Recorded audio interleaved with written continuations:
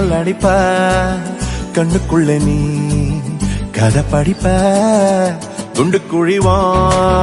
சிரிப்பால வெத்து